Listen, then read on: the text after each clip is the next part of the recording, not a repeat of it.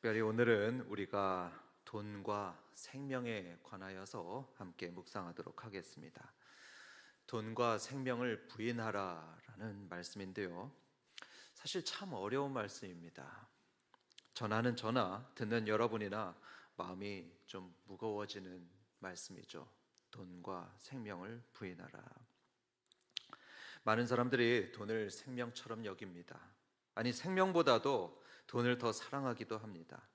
그래서 그 돈을 가지려다가 자기 생명까지 잃어버리는 그런 어리석은 이들도 있습니다. 이렇게 사람들이 소중히 여기는 두 가지, 돈과 생명을 오늘 성경 말씀을 통해서 함께 묵상하겠습니다. 마태복음 19장을 보면 하루는 한 청년이 예수님께 찾아옵니다. 예수님께 찾아와서 이렇게 물었습니다. 선생님, 저 영생을 얻고 싶습니다. 영생을 얻고 싶습니다. 어떤 선한 일을 해야지 제가 영생을 얻을 수 있겠습니까? 이것을 다른 말로 바꾸면 저 구원받고 싶습니다, 이런 것입니다. 저 구원받고 싶은데요, 어떻게 해야지 구원받습니까? 이런 질문이죠. 예수님은 이렇게 대답하셨습니다. 계명을 지켜라.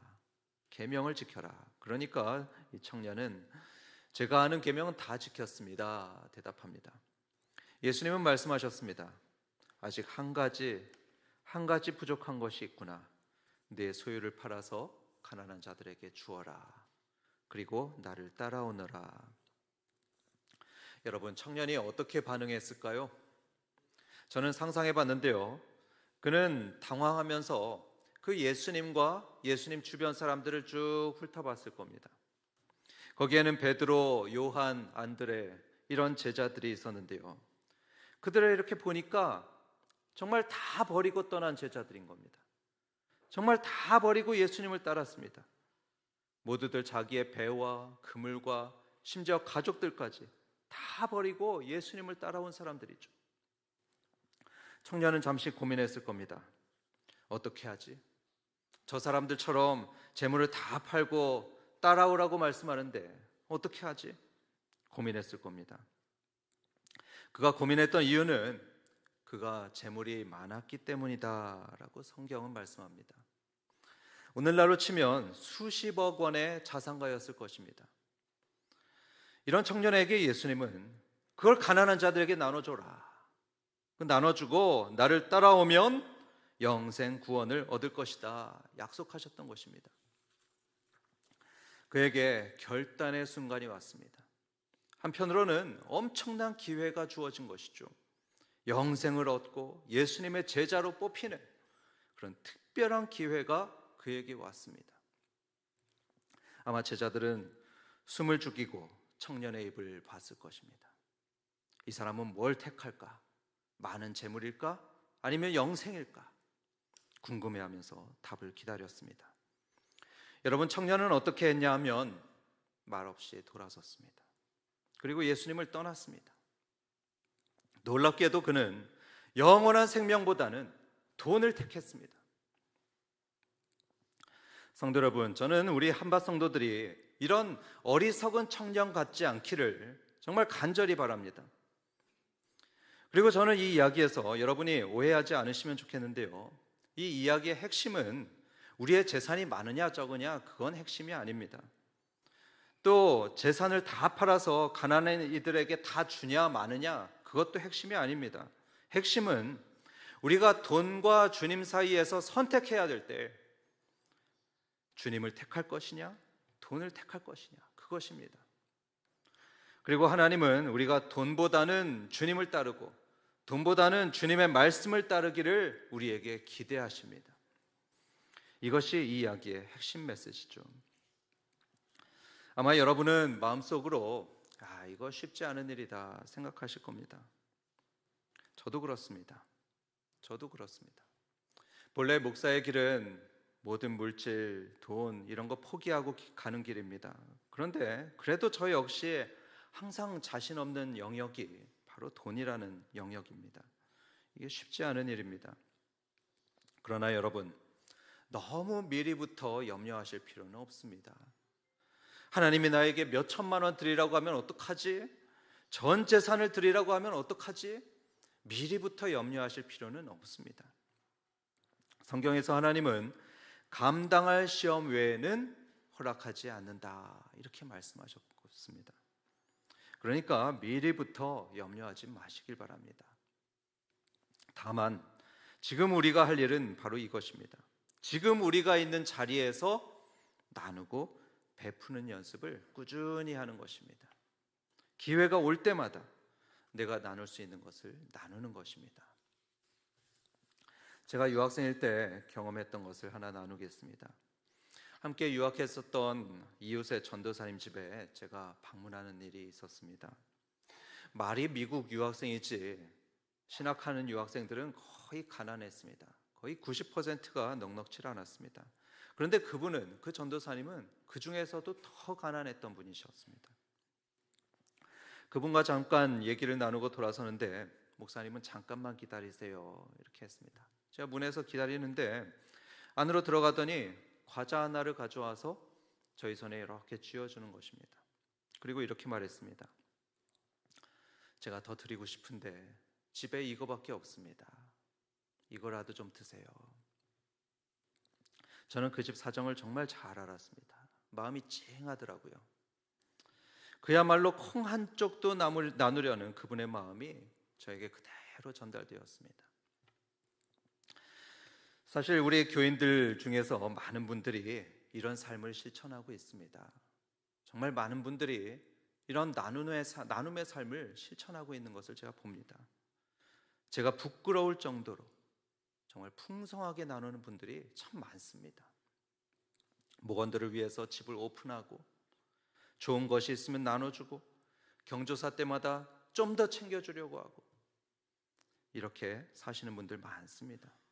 바로 그런 삶이 돈에 있어서 자기를 부인하는 삶이죠. 주님께서 반드시 잘하였도다 칭찬하실 줄 믿습니다. 주께서 이들을 더욱 풍성케 하시기를 축복합니다. 혹시 지금 이 말씀을 들으시면서 부끄러움을 느끼시는 분들, 나는 좀 부끄럽다 느끼시는 분들 계시다면 여러분 괜찮습니다. 괜찮습니다. 오늘부터 시작하시면 됩니다. 과자나 사탕 같은 그런 작은 것부터 나누고 베푸시는 걸 시작하시면 되는 겁니다. 예수전도단을 창설한 로렌 커닝엄 목사님은 반대 정신으로 회복하는 하나님 나라라는 멋진 말을 하셨습니다. 반대 정신으로 회복하는 하나님 나라. 이게 무슨 말씀이냐면 우리가 만약에 우리 죄성이 있죠. 우리 죄성대로 살아간다면 우리는 돈을 움켜쥘 겁니다. 돈을 움켜쥐고 절대로 놓지 않을 것입니다. 그리고 그렇게 되면 평강의 하나님 나라는 우리의 삶에 임하지 않습니다. 그리고 그런 탐욕으로 가득한 공동체는 시기와 다툼으로 무너지게 되어 있습니다. 로렌 목사님은 말합니다. 그런 탐욕에 맞서는, 그런 탐욕에 저항하는 반대 정신이 있을 때에 하나님 나라가 회복된다. 즉 나누고 베푸는 사랑이 있을 때에 우리 삶에 하나님 나라가 임한다. 이런 말씀입니다. 로렌 목사님은 이런 특별한 경험을 나눴습니다. 하나님께서 비전을 주셨답니다. 비전을 주셨는데 한 호텔을 구입해서 하나님 나라 일에 사용해라. 이런 비전을 주셨답니다. 목사님이 있었던 코낫 공동체에 그 비전을 나눴습니다.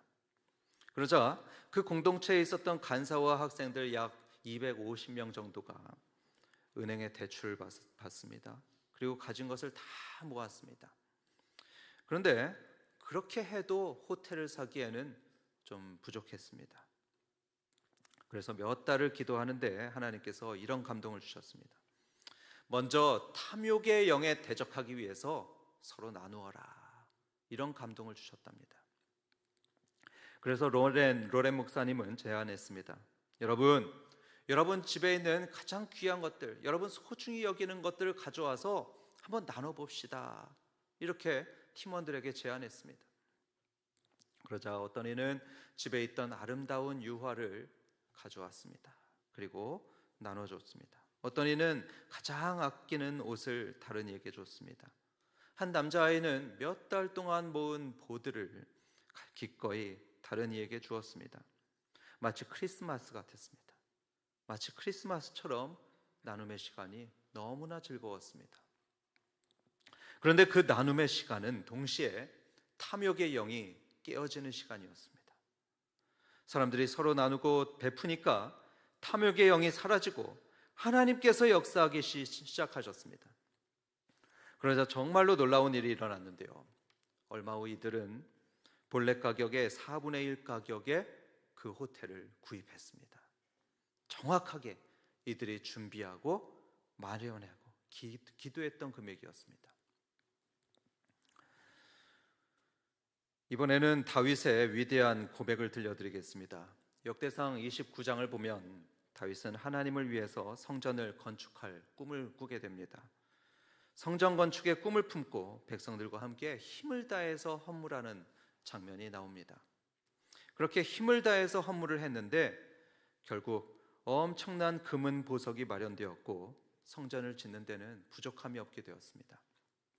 바로 이때 다윗은 놀라운 두 가지 고백을 하게 됩니다. 첫째로 다윗은 고백합니다. 천지의 모든 것은 하나님의 것이고 저희는 주님이 주신 것으로 주님께 드린 것뿐입니다. 이렇게 다윗은 고백합니다. 그리고 두 번째로 우리는 주님 앞에서 나그네입니다. 세상에 있는 날이 그림자 같아서 희망이 없나이다. 이 땅에는 희망이 없나이다. 이렇게 고백을 합니다. 사랑하는 성도 여러분, 우리는 돈에 대해서 이 다윗 같은 태도를 가져야 합니다. 우리가 이 땅에 머물 날은 그림자처럼 짧습니다. 그리고 우리의 실체는 이 땅이 아니라 저 천국에 있는 것입니다.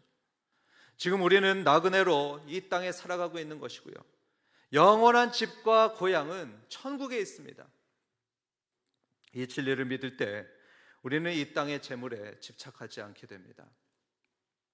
그리고 우리는 천지의 모든 것이 하나님의 것이라는 이 진리를 꼭 마음에 새겨야 합니다. 그래야만 우리는 하나님이 필요하실 때에 이거는 본래 하나님의 것입니다 하면서 기꺼이 드릴 수 있습니다. 다음으로 좀 더 어려운 주제로 들어가 보겠습니다. 우리는 우리의 생명도 부인해야 합니다. 따라해 보겠습니다. 나의 생명도 부인해야 한다.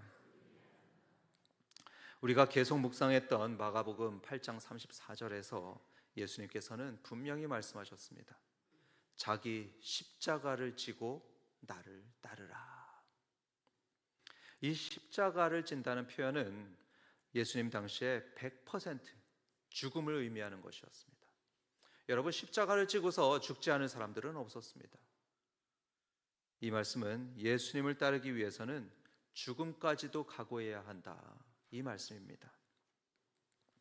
성도 여러분, 예수님 믿는다고 어떤 큰 박해나 어떤 핍박도 없는 우리나라죠. 이렇게 안전한 나라에서 이런 설교를 듣는다는 거, 이건 사실 쉬운 일입니다. 하지만 여러분, 우리가 만약에 일제강점기에 살고 있다 상상해 보겠습니다. 길에는 군인들이 시퍼런 총칼을 들고서 예수 믿는 사람들 잡아 가두고 예수 믿는다고 죽이고 재산도 뺏는 상황이라면, 그러면 여러분은 이 설교를 들으면서 둘 중에 하나를 선택해야 합니다. 나는 예수님 믿기 힘들겠다 하면서 돌아설 수 있고요. 나는 예수님을 따라 죽을 거야 하면서 순교를 각오하는 둘 중에 하나를 선택해야 합니다. 그런 날이 언제 누구에게 찾아올지는 아무도 모릅니다. 제가 섬겼던 샘물교회 교인들도 그랬었습니다. 2007년 20여 명의 청년들이 단기 선교로 아프가니스탄으로 떠났습니다. 그들이 공항을 나갈 때만 해도 그런 상황이 올 줄은 꿈에도 몰랐을 겁니다. 그러나 탈레반이 총뿌리를 겨누던 그때에 제가 듣기로 모든 팀원들은요, 믿음을 지켰습니다. 단 한 사람도 주님을 배반하지 않았고요, 단 한 사람도 믿음을 버린 사람이 없었습니다.